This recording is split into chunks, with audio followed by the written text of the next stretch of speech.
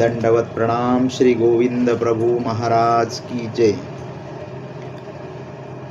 श्री गोविंद प्रभूंच्या आघात जळांनी पवित्र पावन झालेल्या रिद्धपूर काशी क्षेत्र आणि श्री चक्रधर स्वामी महाराजांच्या जळाक्रीडांनी पवित्र झालेलं उभय गंगा तीर आणि महाराष्ट्रातील बरेच तीर्थस्थान आहेत। या तीर्थस्थानाच्या ठिकाणी श्री चक्रधर स्वामी महाराजांनी अनंत लीळा केल्या आणि श्री चक्रधर स्वामी महाराजांनी महानुभाव पंथाचे विशेष रूपानं प्रस्थापना करून भट्टोबासांना आचार्य केलं आणि भट्टोबासांना आचार्य केल्यानंतर ज्ञान भक्ती वैराग्याची धुरा त्यांच्या संभाळी करून श्री चक्रधर स्वामी महाराज उत्तरापंथी प्रयाण करतात आणि श्री चक्रधर स्वामी महाराजांच्या नंतर भट्टोबासांच्या नंतर अनेक संत महंत आचार्यगण होऊन गेले आणि आचार्यगणांनी उत्तम प्रकाराने महानुभाव पंथाच्या ब्रह्मविद्याशास्त्राचं अभ्यास करून ज्ञान भक्ती वैराग्य आचरण केलं आणि ज्ञान भक्ती वैराग्याचं आचरण करून अनन्य भक्ती करून ईश्वराची साधना केली, परमेश्वराची विशेष साधना करून ईश्वराला जोडलं।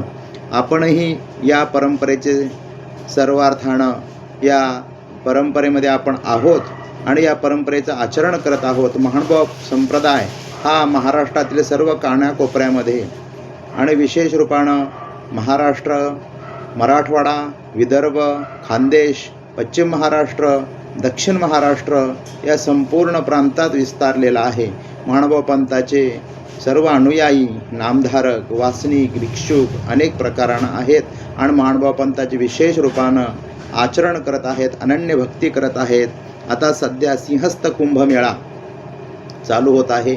या नियमानं आपण सर्व साधक उत्तम प्रकारानं आचरण करतात। शास्त्रामध्ये, ब्रह्मविद्याशास्त्रामध्ये टीकेमध्ये आलेल्या यथा सिंहस्थी गंगा अशा प्रकारानं सांगितलेलं आहे आणि उत्तम प्रकाराने न पाळते पाळते आचरण करण्यासाठी आपण आपल्या गुरुजींना विचारून सिंहस्थमध्ये कशा प्रकारानं आचरण करायचं आणि कोणत्या प्रकारानं आपण आपली साधना कशा प्रकारानं पालन करायची, न पाळतं पाळतं कसं पाळायचं हे आपण समजून घेतलं पाहिजे।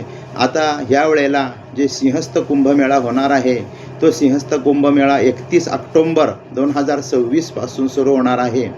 या वेळेला सिंह राशीमध्ये बृहस्पती आणि गुरु या ठिकाणी ग्रह प्रवेश करतात। त्यावेळेस शाही स्नानासाठी या ठिकाणाहून त्या गोदावरी नदीमध्ये पूजन केलं जाते आणि त्या ठिकाणी उत्तम प्रकाराने ध्वजारोहण करून त्या ठिकाणी सर्व समुद्राच्या समुद्र देवतांचे भक्त आणि त्या ठिकाणी संन्यासी साधक हिमालयापासून पूर्ण भारतातून येतात। समुद्र उसळला जातो, त्या ठिकाणी इतके भक्तांची, अन्य देवतेच्या भक्तांची गर्दी असते।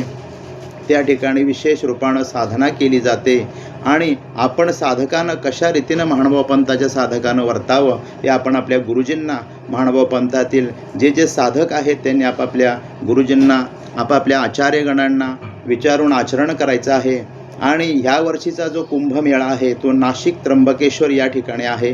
फार मोठा कुंभमेळा आहे। 12 वर्षातून एकदा कुंभमेळा भरत असतो, सिंहस्थ भरत असतो आणि या सिंहस्थामध्ये आपण काय केलं पाहिजे, हे कशा रीतीने धर्म आचरण करावं, महानुभाव पंथाची कशी साधना करावी आपण आपल्या गुरुजींना विचारून आचरण करायचं आहे। नाशिक आणि त्र्यंबकेश्वर यामध्ये सर्वात मोठा कुंभमेळा दीर्घकाळ 1 वर्ष 8 महिने आणि 24 दिवसाचा हा कुंभमेळा आहे। एकूण 632 दिवसाचा हा कुंभमेळा या ठिकाणी होणार आहे आणि 24 जुलै 2028 पर्यंत हा कुंभमेळा चालणार आहे।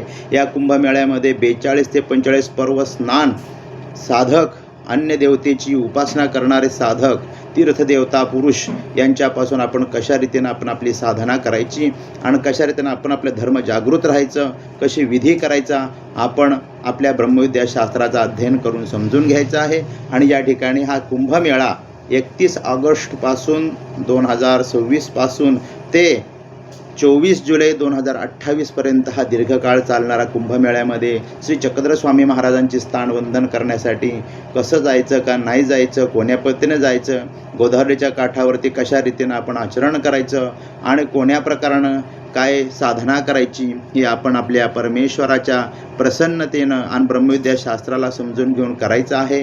गुरुजनांच्या शास्त्र समजून करायचं आहे आणि असा हा सिंहस्थ कुंभमेळा, यासाठी आता बरेच साधू संत सिंहस्थ लागण्याच्या अगोदर गोदावरी नदीच्या काठावरची तीर्थस्थान वंदन करत आहेत, आपल्या महानुभावपंथीय साधना करीत आहेत, नामस्मरण करीत आहेत। छिन्नस्थळी, खडकुली, तसेच ब्रह्मगिरीपासून ते राहेर नांदेडपर्यंत उभय गंगातीरी हे सर्व तीर्थस्थान वंदन करत आहेत. आपणही कशी तीर्थस्थान करावेत, साधना करावीत याचं ज्ञान आपल्या सर्वांनी परंपरेनं आलेलं आहे. ते समजून घ्यायचं आणि असं आपला धर्म आचरण करून परमेश्वराची साधना करायची आहे. श्री गोविंद प्रभू महाराज की जय. सर्वज्ञ श्री चक्रधर स्वामी की जय. दंडवत प्रणाम, दंडवत प्रणाम.